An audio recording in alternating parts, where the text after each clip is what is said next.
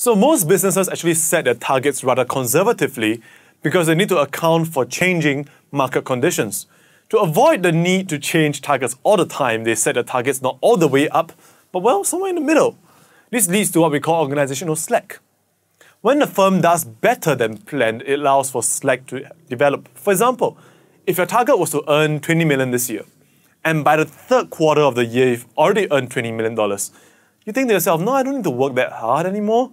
If I work too hard, the targets next year might be increased even further. You have to work your ass off. And instead, you just kind of slack and just keep the targets fairly low, allow slack to develop, allowing all targets to be met with minimum conflict. However, additional organizational slack adds to a firm's costs. If a firm was operating in a competitive environment, they may be forced to cut slack in order to survive.